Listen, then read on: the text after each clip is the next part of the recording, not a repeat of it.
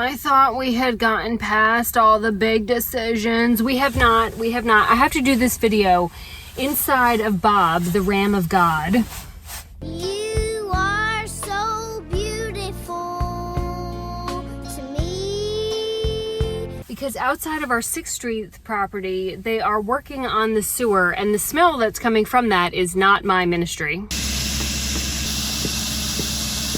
We're at the most fun part, which is, that's not true. The most fun part is when they call and they say, Casey, the property recorded and your giant check is here. You did such a great job. That's the most fun part. No, but the second part to that is when we finally start painting the outside and it starts to look more like a house. So everything looks great.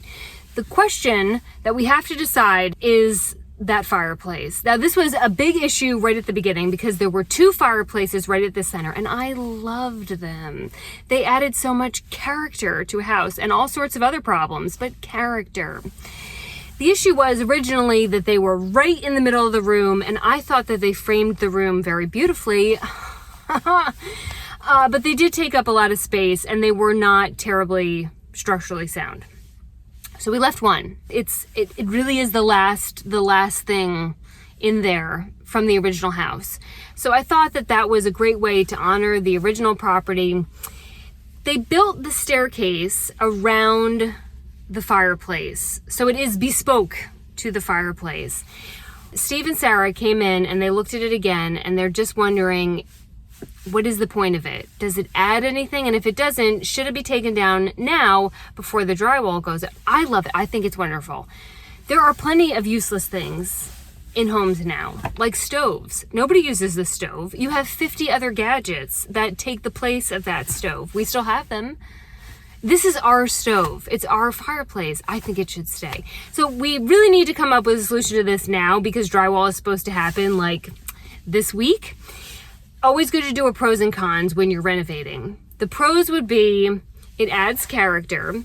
The steps are literally crafted around the staircase, and it adds character, and it adds character, and it adds character, and I like it. The cons are it takes up space where there could be something more useful, say a bookcase or a chair, or you could put your TV in there in the nook.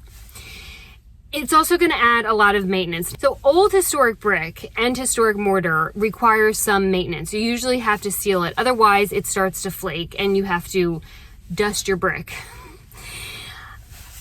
Is that worth the character that it adds? That's really a personal choice. I had it in my old house. I love the exposed brick. I wouldn't have taken it off for the world, but not everybody does. The other con is that because we built this, I haven't done anything. I make these videos and I will sell it, but I have no skin in the game. I don't even know where the hammers are.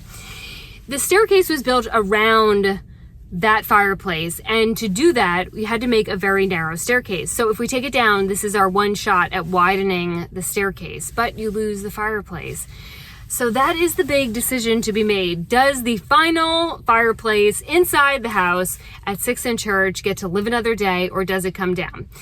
I would say the only way that I will not chain myself to that thing and insist that it stays is if we come up with another use for that brick. Now, Steve already added some of the exterior brick to the future driveway, and maybe we could use it for an accent wall or around the kitchen island perhaps.